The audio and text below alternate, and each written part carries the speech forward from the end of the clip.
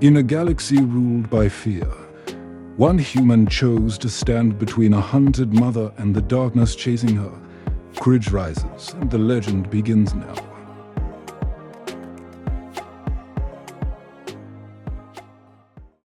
The suns of Nelvara were setting when Mac Harrington finally closed the doors of his workshop, brushing metal dust from his hands as the light stretched long and copper across the yard. Out here, on the edge of an alien city, twilight always arrived with an uncanny quiet for a man who had spent 10 years serving as a combat engineer across 3 planetary campaigns. But that quiet was exactly the reason he'd chosen this exile.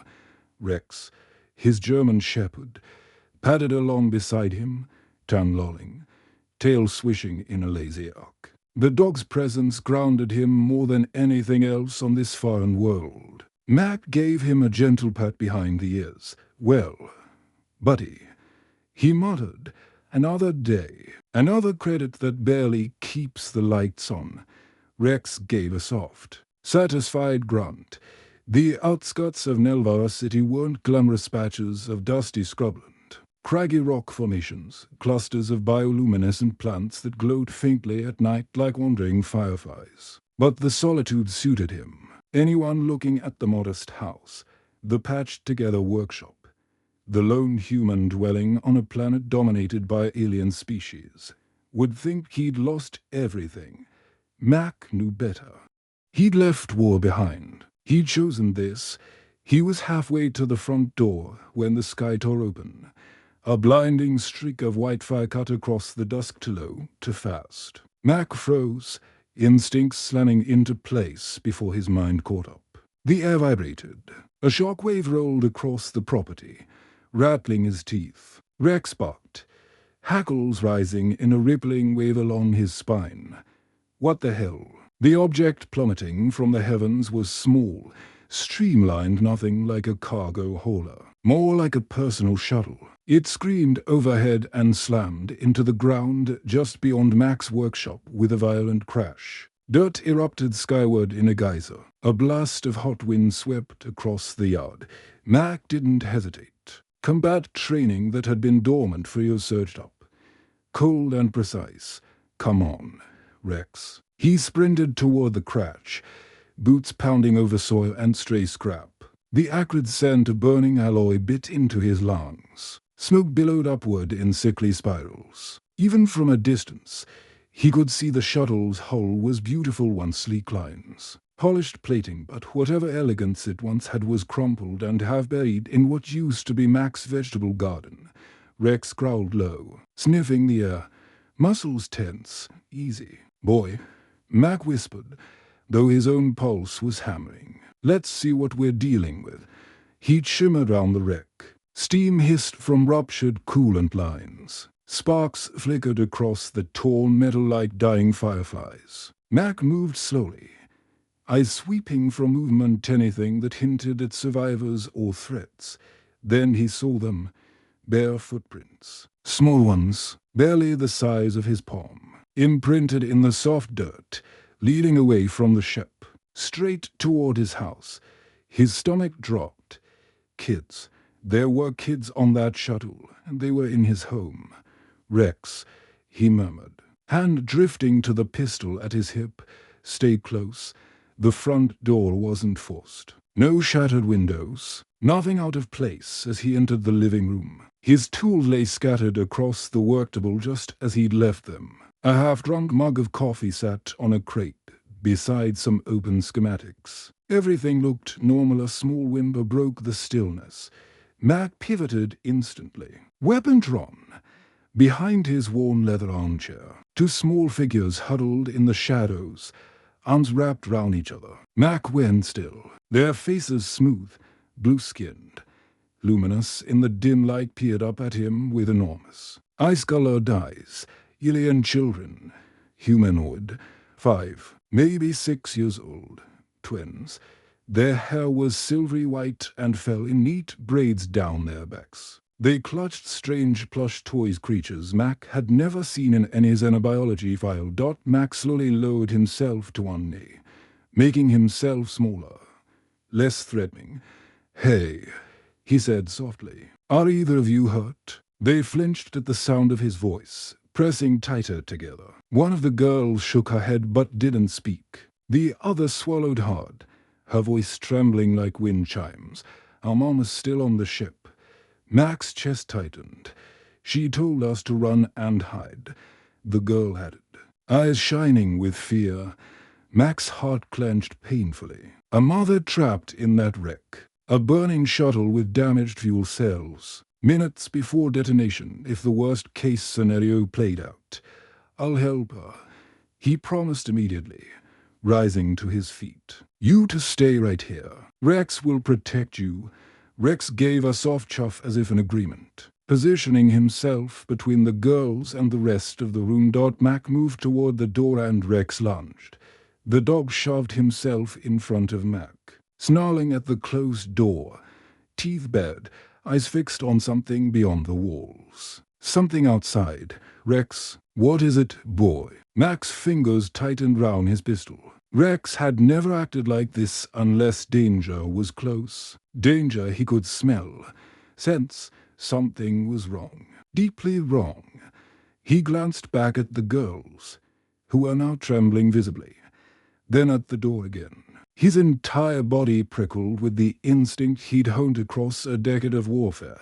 Through the window, the shuttle wreck continued to steam in the fading light. Something moved in the shadows beyond it. Mac stepped back from the door. "All right, boy," he whispered. "We'll do it your way." He returned to the girls, crouching so he could meet their eyes. "Can you tell me your names?" The braver one spoke first. "I'm Sierra." "She's Nera." "Okay, Sierra." "Okay, Nera." "I'm Mac," and that. He gestured toward the dog. "Is Rex. We're going to keep you safe." "As safe." Sierra stammered. "Yes, but I need you to stay here, no matter what you hear. And Rex won't let anything happen to you. Got it?" They nodded small, frightened, but trusting. Mac moved into the workshop, where his security console was mounted beside an array of tools and half-built devices. He flicked on the surveillance system. Multiple feeds blinked to life infrared, night vision, motion detection. The thermal feed made his blood run cold. For heat signatures. Moving with precision, predatory movements, cold and steady. Not human. Their bodies read cooler than most humanoids, consistent with Vexari physiology. And circling his home. Shit. Mac breathed. This wasn't a crash. It was a chase. He zoomed the night vision feed. Sleek armor, full-face helmets reflecting starlight. Long rifles. They planted devices round the property sensor beacons. They were locking down the perimeter. "They're looking for someone," Mac muttered. "Or something." He returned to the twins. "Sierra, Nera, do you know who those people are outside?" The girls exchanged a terrified glance. "The bad men." Nera whispered. "They chased us." Sierra added. "They want to take us away." Tiku. "Why?" "Because." Sierra swallowed hard. "Because we're special." Mac didn't like the sound of that. Before he could ask more, the sensors on the console beeped a perimeter alarm. One of the Vexari operatives was approaching the house. Mac's pulse sharpened. He had minutes at best, maybe less. He looked at the girls, small, scared, innocent. He looked at Rex, tense but ready. He looked toward the door where the enemy was drawing closer with each step. He had a choice. Go save a stranger trapped in a wreck ship, or protect the children already under his roof.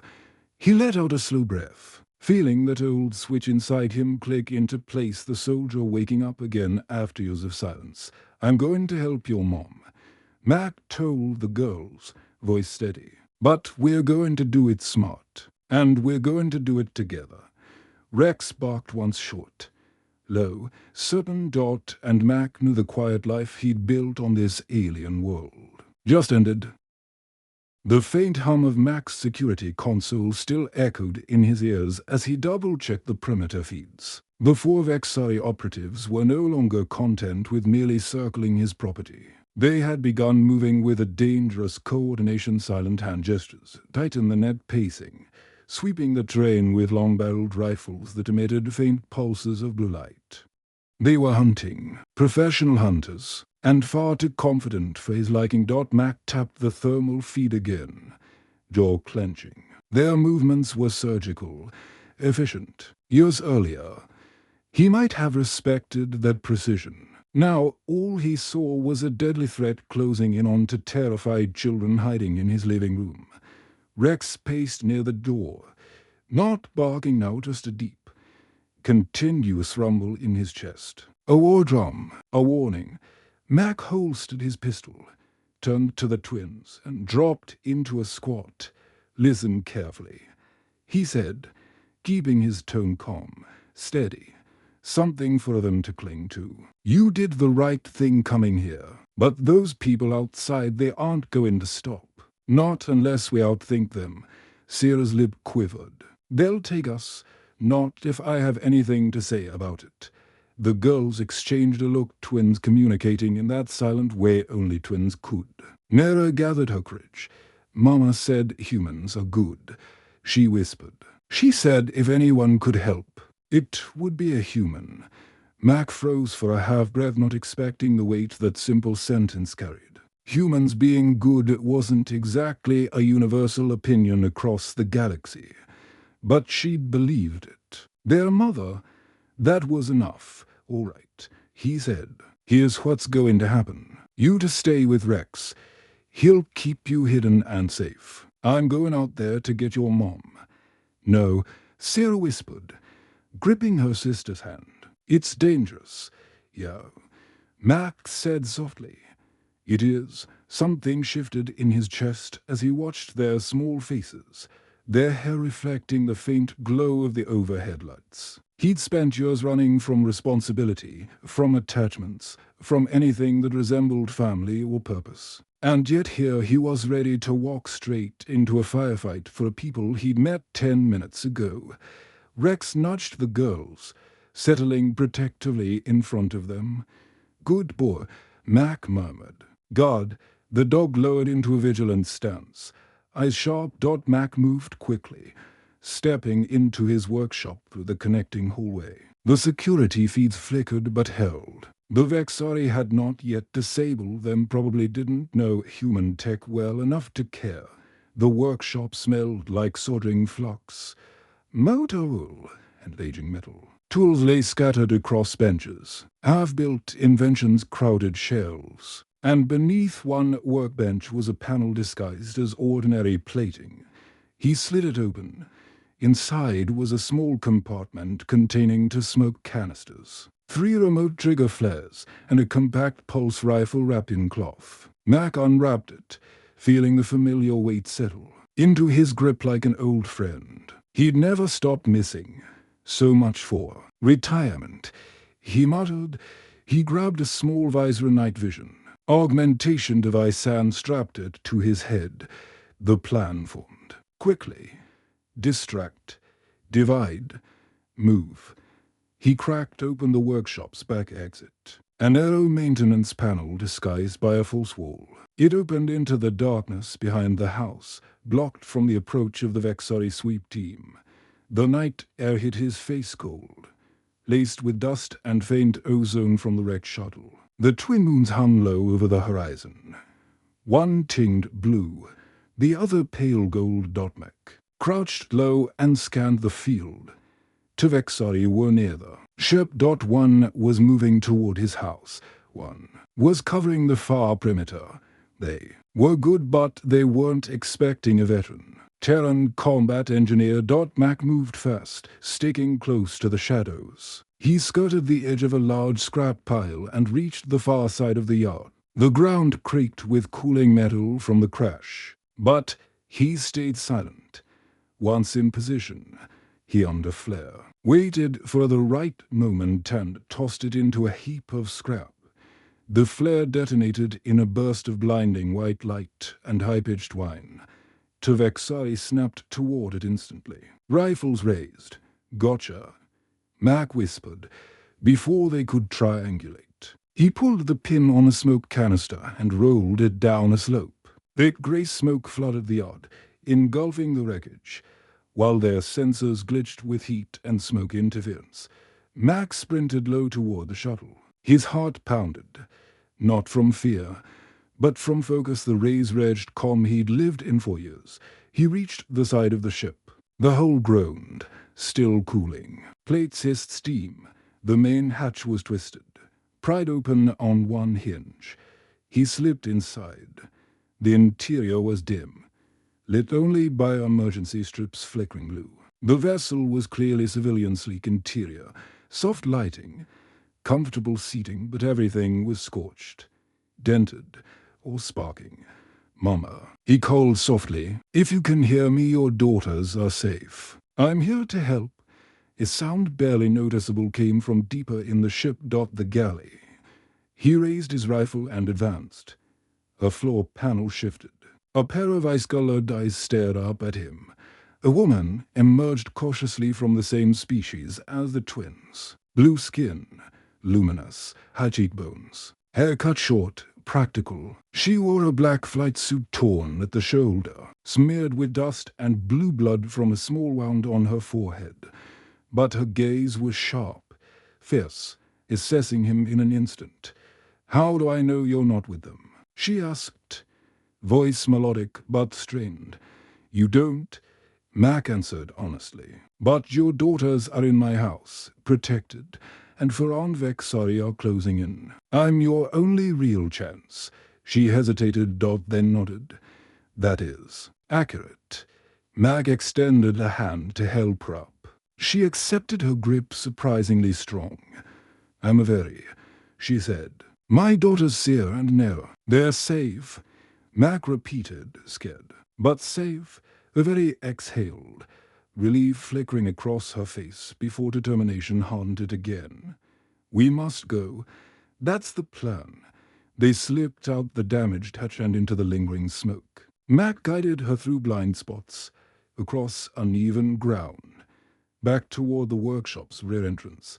A very moved like someone trained, balanced, quiet, aware of every shadow. Not the helpless civilian he expected.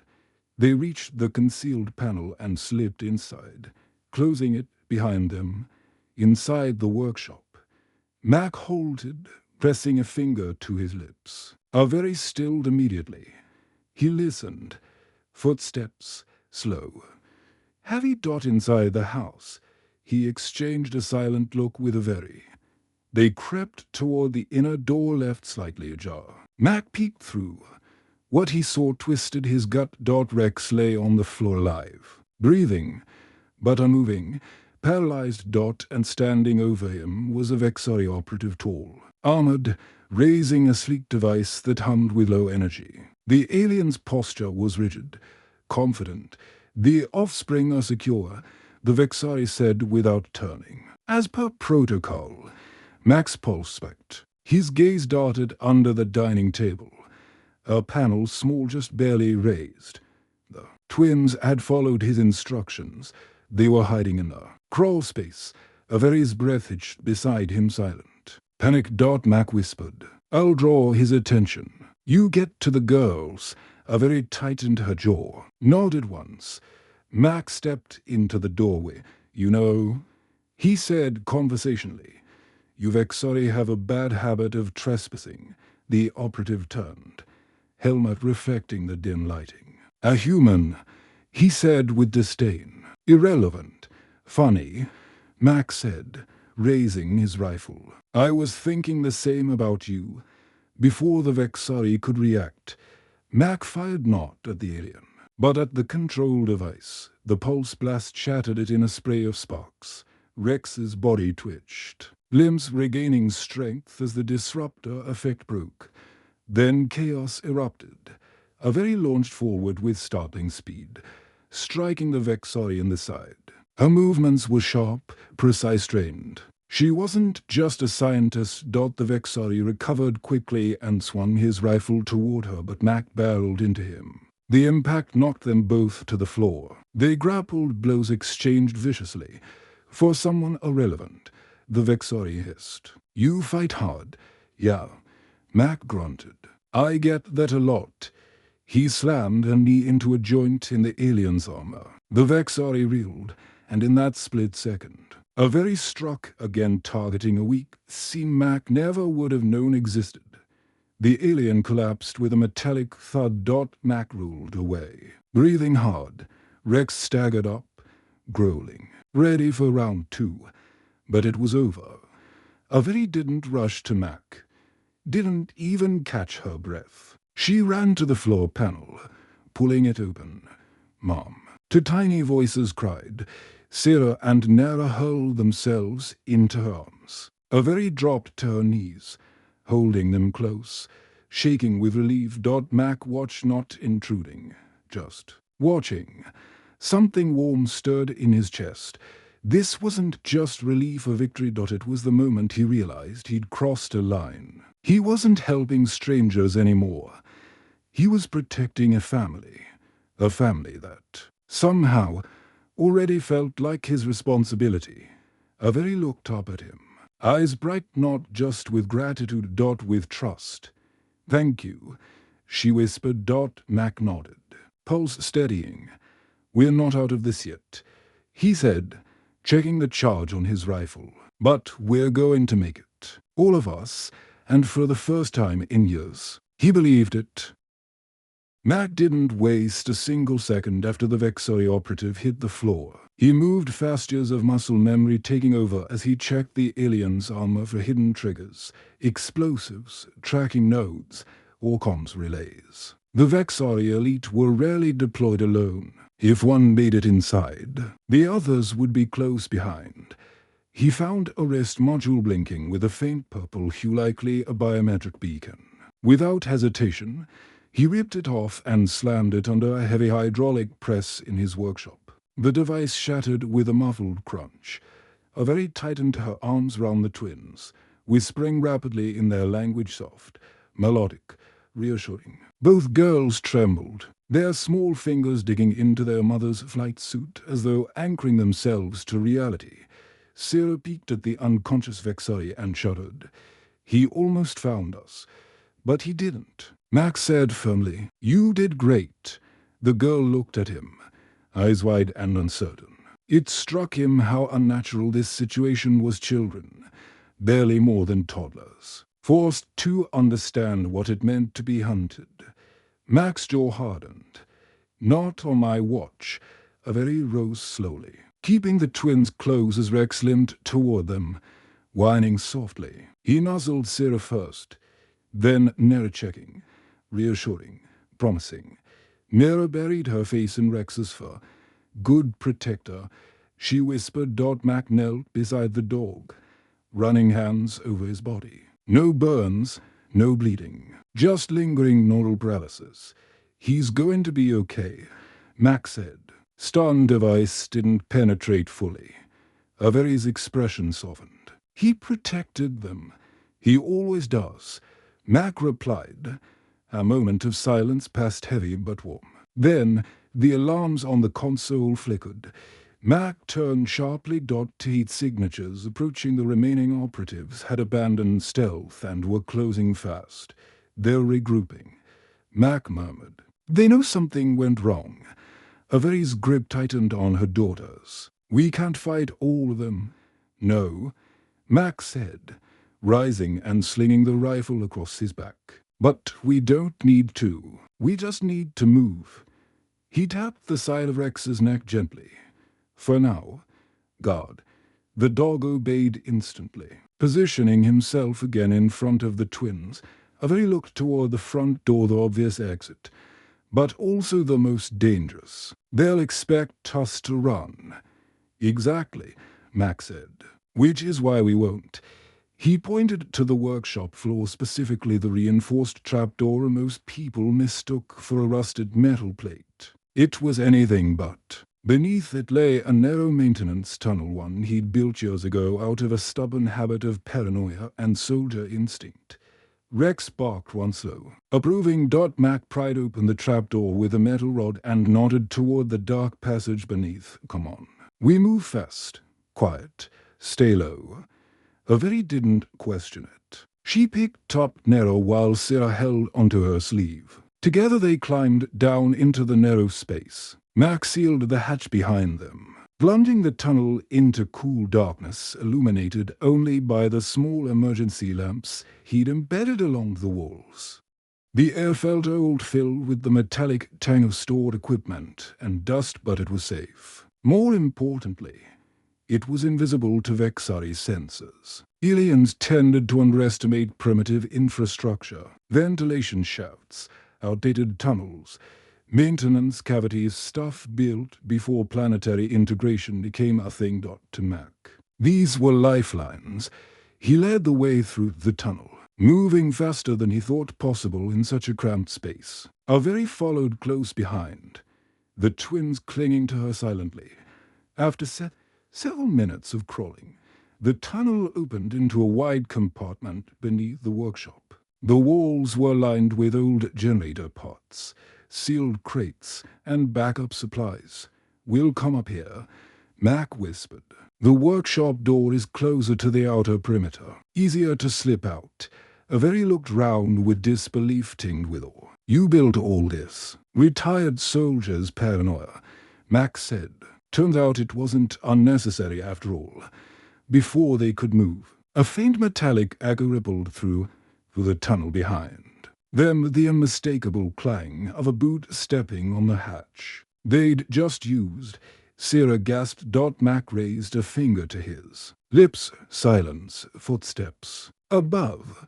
Slow, surging. The trapdoor vibrated under forceful pressure, someone testing it, pressing down, listening for a hollow space. Mac's pulse slowed, not out of calm, but out of practiced readiness. He signaled Avery and pointed toward a second opening, a disguised maintenance ladder leading into the workshop through a hidden panel. Avery nodded and began helping the twins climb. Rex went up last, though Mac wasn't sure how the dog managed it, some combination of loyalty and sheer determination. Before following them, Mac paused. He grabbed a proxed device from a crate, an improvised explosive charge. Non-lethal, but loud enough to buy time. He placed it gently beneath the trapdoor and on the trigger.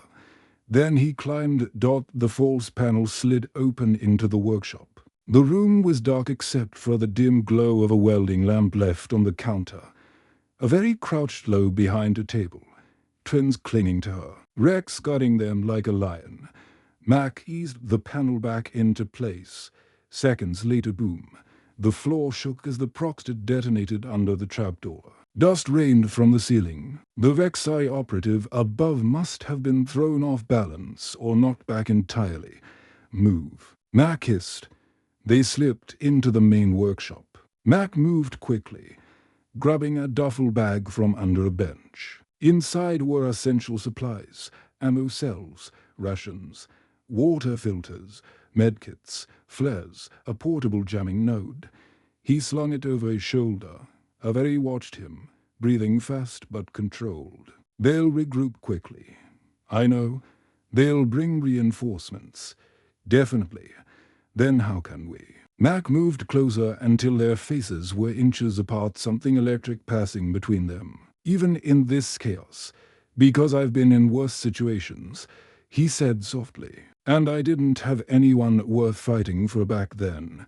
Avery blinked, surprised. Her lips parted, but before she could speak, Sarah tugged her sleeve. "Mama, we're scared." Avery turned to her daughters, voice trembling but steady. "I know, my loves, but we're together now. We'll stay together." Mac opened the workshop's side door, a narrow exit shielded from the main house. He scanned outside. The night sky pulsed with red from the crash site. Smoke drifted like a low fog. One Vexoi was sprinting toward the house. Another was sweeping the far side with a scanning device. They were adapting. Time to move. "Stay low," Mac commanded. "Follow me." They slipped outside, sticking to the shadows. Rex trotted silently beside Sarah and Nera, nudging them whenever they drifted. Too far from cover. Mac led them toward the back lot where his all-terrain rover was parked, camouflaged under a tarp, and half buried in scrap metal for concealment. As they approached, Avery whispered. Mac, why are they doing this? Why chase us with military operatives? We're not criminals. Mac looked at her sharply. You know exactly why they want you. She hesitated, then nodded slowly. I'll explain once we're safe, she whispered. But yes, there is a reason, and it isn't something small. Mac didn't press further. Not now. They reached the vehicle. Mac pulled off the tarp, revealing the massive six-wheeled rover sturdy, low-slung, built for rugged terrain. He threw the duffel into the back and began powering up the engine. Lights flickered on inside the cabin. Avery lifted the girls in, helping them buckle into the seats. Rex leapt in and curled beside them like a living shield. Mac climbed into the driver's seat, fingers flying over the ignition system. The engine hummed quiet but powerful. Avery slid into the passenger seat, breath uneven. Mac glanced at her. Ready? Avery didn't answer immediately. Instead, she looked back at her daughters, both staring at her with complete trust. Then she looked at Mac. Double quotes, yes, she said. Anywhere but here. Mac floored the accelerator. The rover lurched forward, tearing away from the workshop as Tvexari operatives burst round the corner of the house delayed to intercept.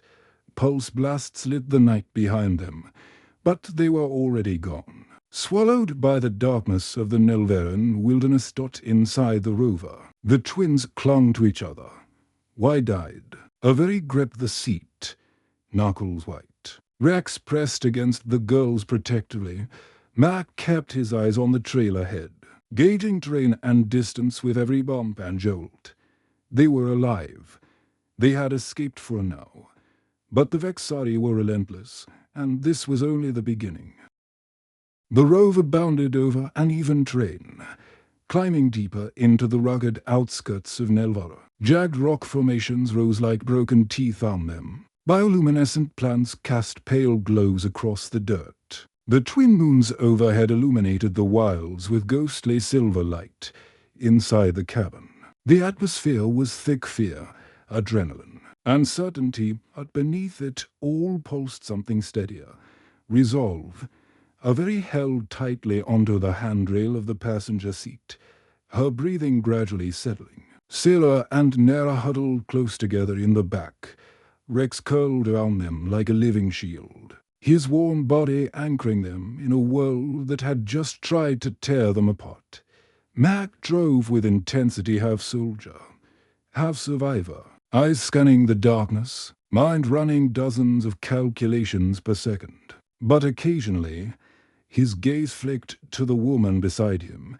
She was watching the night sky roll past the windshield, expression unreadable. The emergency lights inside the cabin illuminated her blue skin in soft gradients, revealing faint freckles across her cheeks he hadn't noticed before. The twins had her eyes. You're quiet, Max said finally. Avery didn't look at him at first. I'm thinking about everything.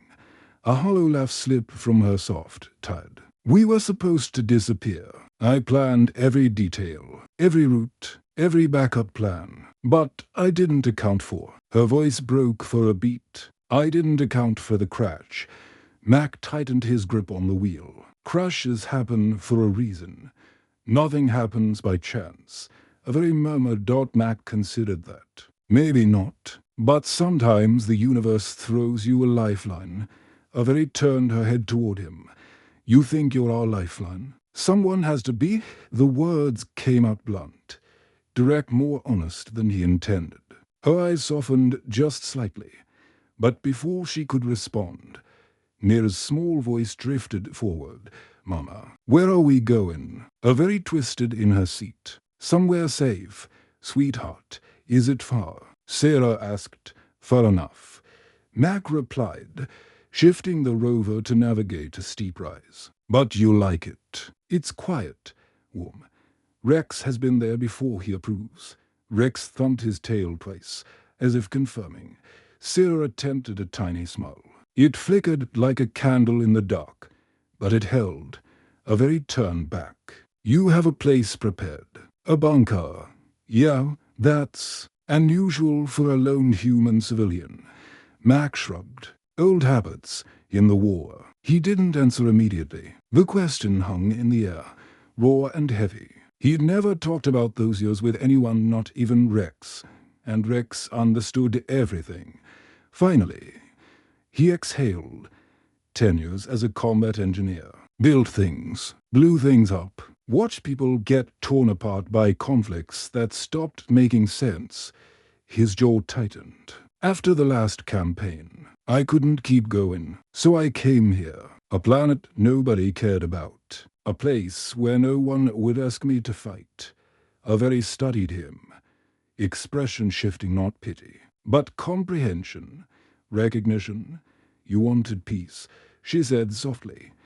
Didn't think I'd have to earn it all over again. I very looked down at her hands. I'm sorry we dragged you back into war. You didn't drag me, Max said, surprising even himself with the steadiness in his voice. I walked. Their eyes met again and something crackled between them. A current, a pull, a wordless understanding forged under fire. The rover climbed the last slope, and the Dracon wilds spread before them, twisted mountains blanketed with spires of crystalline growths that glowed faint green under the moonlight. Magnetic anomalies shimmered across the landscape, making the air hum faintly. The navigation console flickered, then shorted out entirely. A very frowned. The interference. Normal, Max said. We're close. Close to what? He smirked. You'll see. They wound along a narrow ridge, then dipped into a canyon shadowed by towering rock cliffs. Finally, Max stopped the rover beside what looked like an ordinary slab of stone. A motion-activated panel revealed itself metallic and humming faintly. A very blinked. You carved a bunker into a mountain. Max stepped out. Had a lot of time on my hands.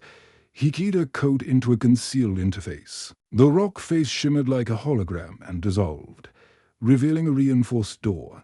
A very exhale in disbelief. Mac, this is military grade. Paranoia grade, he corrected. Get the girls. Let's get you all inside. The bunker interior was modest but surprisingly comfortable, reinforced steel walls, soft lighting, stocked shelves, a compact kitchen to sleeping quarters, and a central monitoring hub. Warm, clean, safe. Sarah and Nera clung to their mother as they stepped in, their eyes widening at the space. Rex bounded forward, sniffing his old bedding spot as if returning home. Avery set the girls down gently. Find a place to rest. We'll be right here. They rushed toward the bunk area, Rex trotting after them protectively. When Avery turned back, her expression previously held together by adrenaline finally cracked. Exhaustion washed over her. Fear, relief, all tangled into one. Max stepped closer. You did good. So did you, she whispered. More than you know. He watched her for a moment as she brushed silver hair from her face. Two small cuts marred her skin. Her flight suit was torn. Her breathing was uneven. Sit, he said gently. Avery blinked. What? You're hurt. Not badly, but you're running on fumes. Let me take a look. Her instinctive response was resistance, pride, or training. He couldn't tell, but after a moment, she nodded and lowered herself onto a crate beside the workbench. Mac retrieved a medkit and knelt in front of her. He gently tilted her chin up so the light hit her face. You're bleeding, he murmured. It looks worse than it is. Doesn't matter. He cleaned the wound with a soft cloth. Avery inhaled sharply, not in pain, but in surprise. The contact was delicate, intentional. Mac's hands were warm and careful, far gentler than his rough appearance suggested. Her voice softened. You know what you're doing. Combat engineers patch up more than machines. Their eyes met again, close now. Too close. The air thickened. This wound will heal, Max said quietly. But you look exhausted. I haven't slept properly in days, she admitted. Not since we escaped Vexori custody. You will tonight, Max said. No one's getting in here. Her gaze dropped to the floor, then lifted again, filled with emotion she couldn't hide anymore. Gratitude, vulnerability, and something deeper. Something she didn't have a name for yet. Mac. She whispered, but she didn't finish. He closed the medkit slowly. You said earlier there's a reason they want you. Your daughters. Something big, a very swallowed hard. Yes, she drew in a long breath. You deserve to know. Mac sat beside her, leaning slightly but not touching, waiting. I was created, she began. Designed, engineered from the ground up to be the perfect genetic template. Not for beauty, not for strength, but for compatibility. Compatibility with what? Mac asked. Averi's hands trembled. With a weapon, she whispered. My blood and my daughter's contain compounds that can be synthesized into targeted biopathogens. The Vexari wanted to use us to create species-specific biological weapons. Mac's stomach twisted. You escaped. He said, understanding dawning. Double quotes, yes, I was the lead scientist. I saw what they were building. I realized what my daughter's future would be, what my own existence was meant for. Her voice cracked. I couldn't let them turn us into tools of genocide. Mac placed a hand over hers instinctively. You made the only choice you could, he said. You protected your family. Her eyes shimmered in the dim light. But now, we've brought danger to you. No. Max said softly. You brought purpose. Averi inhaled sharply, the words sinking deep. The room grew impossibly still. Her gaze drifted to his lips, then away flustered. Uncertain. Mac leaned in just a little. Averi. He murmured. For the first time since the crash. She didn't look afraid, and then she reached for him. Their lips brushed tentative at first. A question more than an answer. But the moment they touched, something inside both of them uncoiled. The kiss deepened, slow and fierce and aching, not born of adrenaline, but of two souls who hadn't been touched in far too long. Her fingers curled into the fabric of his shirt. His hand slid to her waist, drawing her closer. Breath tangled. Hearts raced. But it wasn't desperation. It was recognition.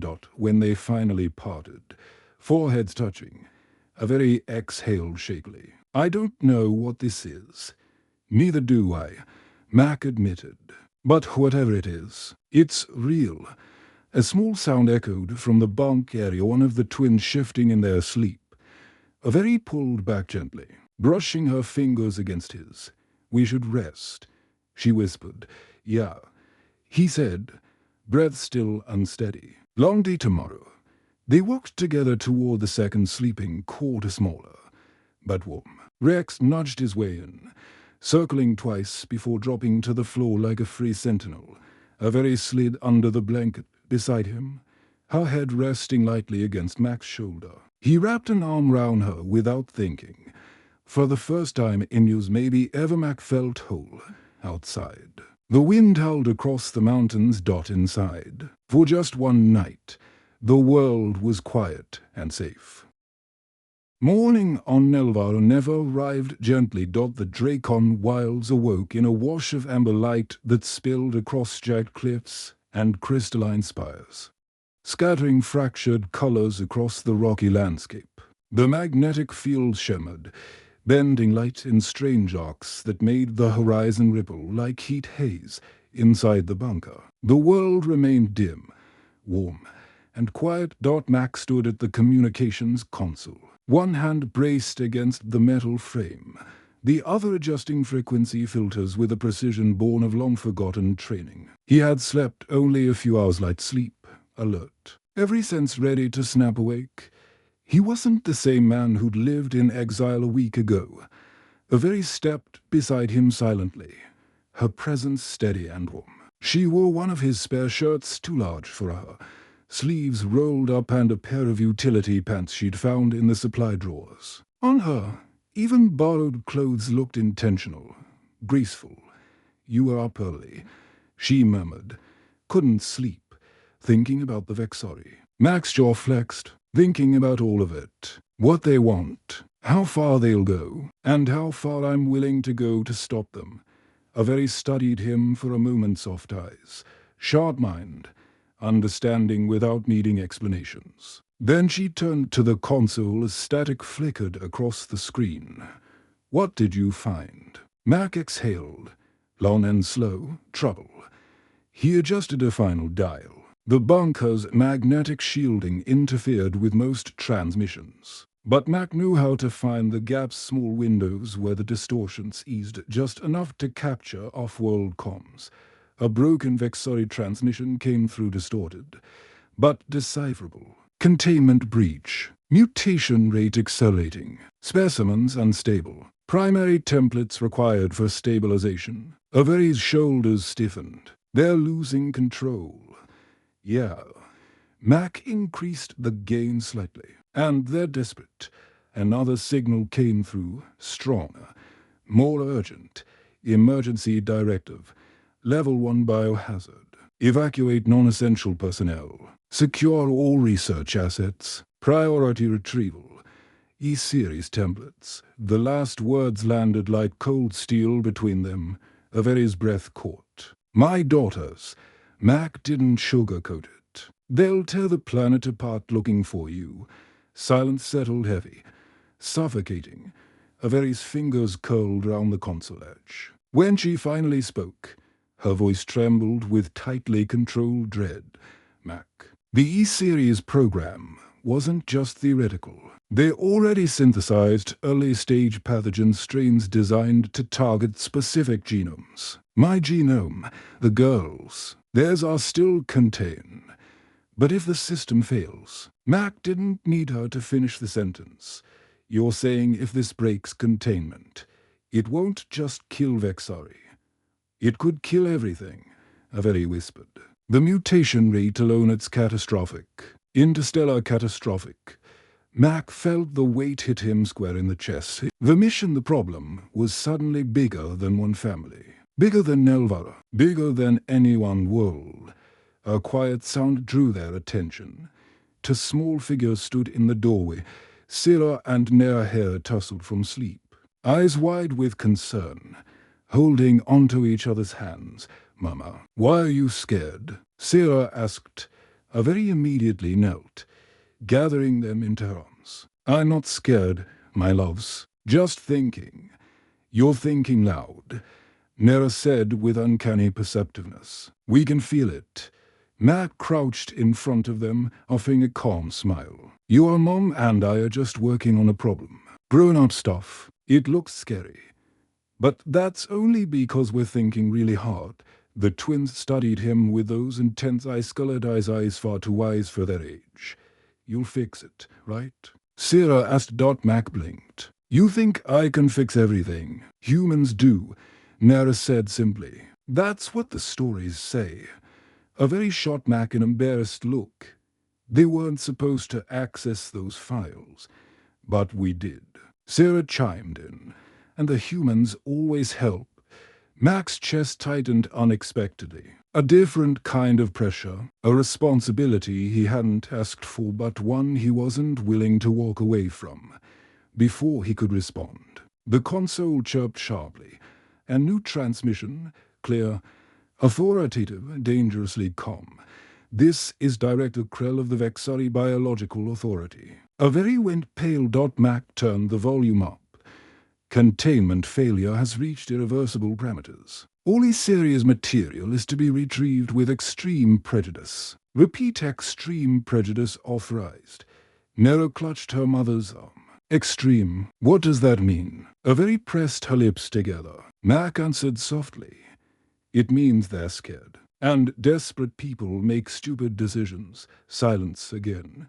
The kind that makes decisions feel heavier. Slowly. Avery rose, pulling her daughters with her. She turned to Mac with a look he hadn't seen on her before. Not fear, not panic. Clarity. I have to go back. Mac froze. No. No way. I'm the only one who understands the genome sequencing, Avery insisted. I'm the only one who can stabilize the pathogens before they mutate beyond control. Max stepped toward her, voice low. That facility is a fortress crawling with soldiers who want you dead or captured. They almost got the kids. They almost got you. And if I do nothing, she whispered, they'll get entire planets. Her words landed with brutal truth. Mac ran a hand through his hair, pacing once, twice. His mind spun through a dozen plans, all torn apart by the same reality. She was right. He hated that she was right. You're not going alone, he said finally. Avery blinked, eyes widening. Mac, not negotiable. He said, stepping close. You're brilliant, but you're not a soldier. And that place is designed to keep people like me out. Her lips parted. People like you. Mac leaned in, forehead touching hers. People who don't scare easy. Avery exhaled shakily. If we go, we might not come back. Mac smiled a quiet, dangerous smile. Story of my life. But the weight in his eyes made something in her chest ache. You'd risk that. For me, for all of you, he corrected, glancing at her daughters. You didn't choose to be made into weapons. You deserve a future. I'll make sure you get one. Sarah and Nair hugged Rex while watching them with a quiet seriousness. Avery whispered, so what's the plan? Mac's grin turned sharp. Something Vexori won't expect. The next hour was a flurry of preparation. Mac opened a hidden storage chest beneath the floor, revealing equipment far beyond civilian standard electronic scramblers. Stealth fabric, EMP darts, encrypted comm nodes, and a compact breaching kit. Avery stared. You're very prepared for someone who wanted a quiet life. Quiet doesn't mean stupid. Mac replied. Now listen carefully. He spread out a rough sketch of the Vexori facility on the table. With the containment breach, the whole place is chaos. Security is focused inward, trying to stop the mutation outbreak. That's our opening. Avery nodded. Their scanners will look for my daughter's genetic markers. If I send a false signal. Exactly, Mac said. A decoy, make them think the girls are being carried east. I can do that, Avery murmured, and while they chase the bait. Mac continued. We enter using the waste processing intake. Avery blinked. The sewage tunnels. Yup, that's... She searched for a polite word. Unexpected.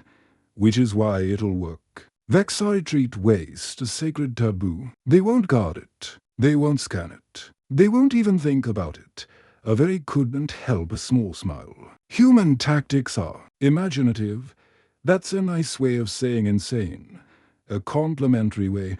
She corrected. Sarah tugged on Mac's pant leg. Where will we go? Mac knelt. You two and Rex are going to another bunker. A safer one. Farther away. You're leaving us behind. Nero whispered. Mac softened. We're going to stop the bad men so they can't chase anyone anymore. Avery gathered her daughters again, speaking softly in their language. The twins clung to her, tears welling. But they didn't argue. They understood more than most children ever should. Mac loaded the rover with additional supplies. Rex circled it, whining clearly unhappy at the idea of being separated. Mac knelt and placed a hand on the dog's chest. Guard them. Understand. Rex licked his hand once, then pressed his head against Mac's arm in a silent vow. Within minutes, the secondary bunker swallowed the twins and Rex. Sealed behind layers of magnetic shielding and biometric locks, Avery stood beside Mac on the ridge, wind whipping her silver hair across her face. Do you think they'll be safe? She asked, voice barely audible. Mac nodded once. I built that bunker for worst-case scenarios, and this is worst case. Mac looked toward the distant Vexari facility, a faint glow on the horizon. No, he said quietly. This is personal. Avery slipped her hand into his. Ready? He asked. Avery squeezed his fingers. With you? Yes. Mac pulled his visor down. Then let's go save your world. Together, they descended into the dark.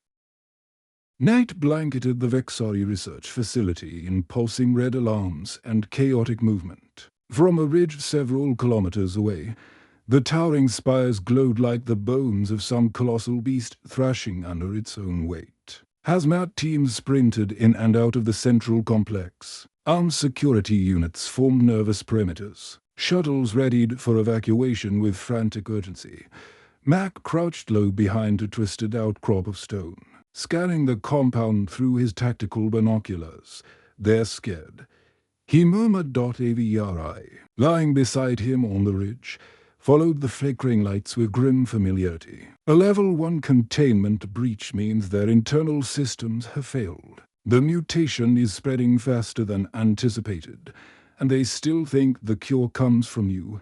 A very exhaled shakily. Her face was calm, but her hands trembled on the ridge's cold surface. We get to the central lab. I'll stabilize the pathogen. Then we disappear. Mac lowered the binoculars and glanced at her. You're not doing this alone. She met his gaze, fear and gratitude mingling. I know. He reached into the pack beside him and pulled out the device they'd prepared. A decoy genetic emitter sensed to the twins' DNA markers. He placed it carefully on the ground, pressed the activation sequence, and set the timer. Once this starts broadcasting, Mac said, every Vexari scanner for 20 kilometers will think your daughters are running straight for their eastern perimeter. Avery nodded. They'll deploy half their forces to intercept, Mac smirked, which gives us a window. He pressed the final button. The emitter beeped, then flared with a faint pulse of shimmering energy carrying the twins' genetic signature like a beacon into every Vexari comm-ray. Almost immediately, alarms blared across the facility. Red lights shifted. Forces mobilized to the east. Orders barked in clipped Vexari dialect. A very stead. It's working. Mac stood, rolling his shoulders as if shaking loose the last threads of hesitation. Then it's our turn. They moved like shadows. The waste processing access point was exactly where very stolen schematics indicated a small hatch on the facility's low level, tucked behind storage crates and an abandoned shuttle pad. It was overlooked, unguarded. UNMONITO or ED. No respectable Vexari would ever go near it, which made it perfect. Mac pried the access panel open. A rush of sanitized chemical air flooded out, sterile, metallic, unpleasant. A very grimaced. I can't believe we're doing this, Mac grinned. Welcome to human problem solving. She rolled her eyes, a gesture she'd learned from him, and slipped inside the narrow tunnel with surprising grace. Mac followed. Sealing the hatch behind them, the climb through the waste processing channel was mercifully short. They bypassed the toxic vats entirely, thanks to a very intimate knowledge of the facility's inner workings. Soon they reached a maintenance ladder leading into one of the deserted lower corridors.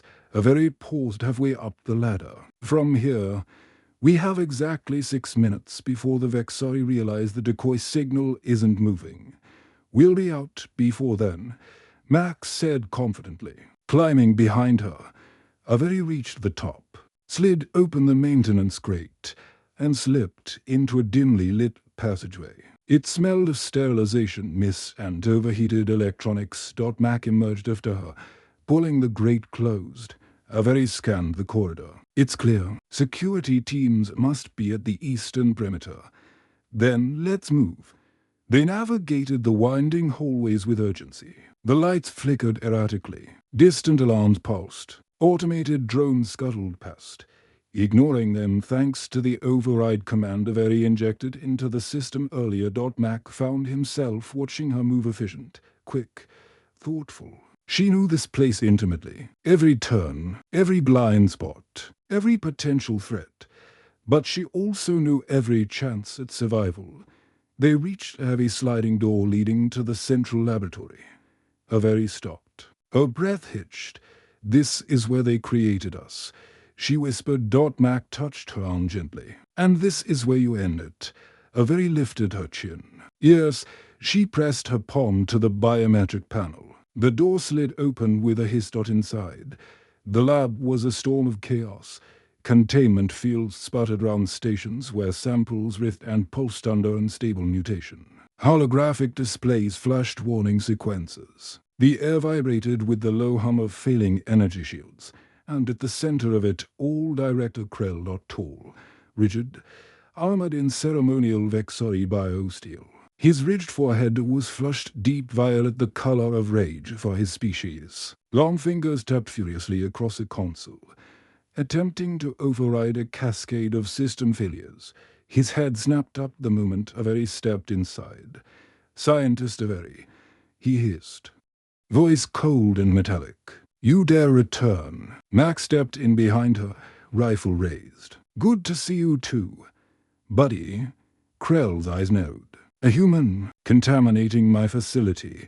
Funny," Max said. "I was thinking the same about you." Avery stepped forward, calm, composed, resolute. "You failed. Krell, the pathogens are spiraling far beyond your design parameters. That is why you are here." Krell snapped. "You will stabilize them. Then you will be returned to custody where your offspring will complete their purpose." Mac's finger tightened on the trigger. Avery moved slightly, blocking his line of fire, not to protect Krell, but to prevent escalation.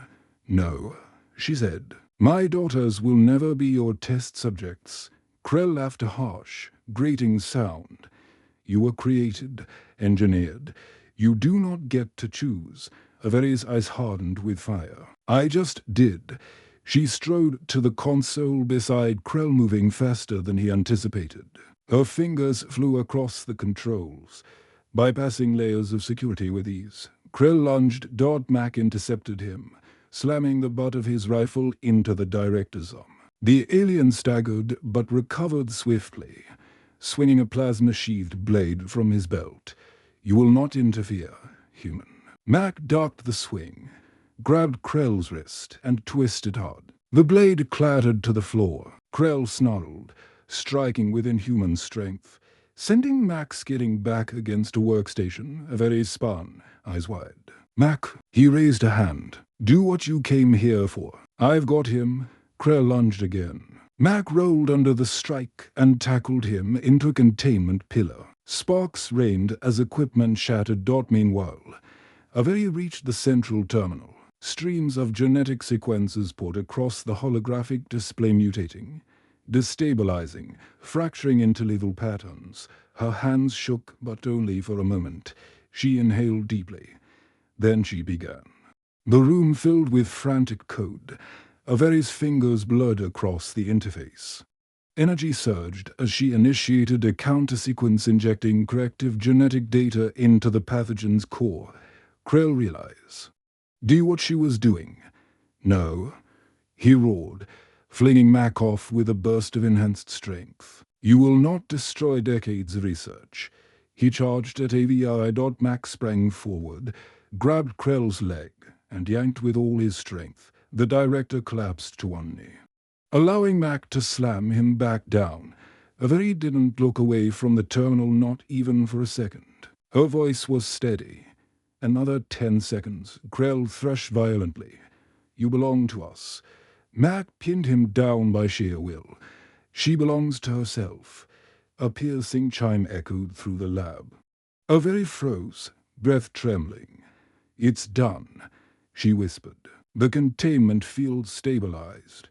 Mutations halted. The pathogen was neutralized. Krell stared in disbelief. "What have you—" Avery turned toward him, eyes burning. "Saved your world. And everyone else's." Mac delivered one final strike to Krell's temple. The director's body went limp. Alarms shifted as the facility transitioned from biohazard panic to security lockdown. "They know we're here," Mac said. "We need to move." Avery nodded and returned to the console. "One more thing." She input a final command sequence. Mac watched lines of data vanish line by line. "What is that?" he asked. Avery's voice softened. "Our records, our identities, me and my daughters." Mac's brows lifted. You're deleting yourselves from the system. Avery met his gaze, hope flickering behind exhaustion. We're ghosts now. Free. Mac couldn't help the smile that pulled at his lips. Let's keep it that way. They dashed into the maintenance tunnels as armed Vexari units stormed the lab. Lights flashed overhead. Alarms bled. Boots thundered, but Mac and Avery were already gone. Racing through narrow corridors and up emergency ladders. Minutes later, they burst into the open air, sprinting across a rocky plain toward the rover hidden behind a ridge. Mac's lungs burned. Avery stumbled beside him, but he caught her wrist, pulling her forward. The rover door hissed open. Avery climbed in, chest heaving. Did we? Mac slid into the driver's seat, firing up the engine. Yeah, he said, voice soft but certain. We did. They sped into the darkness, leaving the collapsing facility behind. 3 days later, a small transport ship lifted from a remote pad deep within the Dracon wilds. Cutting through the morning mist, Mac piloted HFY sat in the co-pilot seat. Behind them, Sarah and Nara laughed as Rex lit their faces until they squealed safe, carefree, free. Proxima Station twinkled in the distance, a human colony, ready to grant asylum thanks to the classified evidence Mac transmitted. Avery leaned her head on his shoulder. They'll investigate the Vexari now. Sanctions, shutdowns. No more templates. Mac intertwined his fingers with hers. And you don't have to run anymore. Avery smiled, soft, luminous. With you, I don't think I ever did. Mac squeezed her hand gently. Welcome to your new life. The ship angled toward the stars, carrying a family built by chaos, bound by choice, and strengthened by something neither humans nor engineered beings could fully explain. Something simple, something powerful, something rare in the galaxy. Love.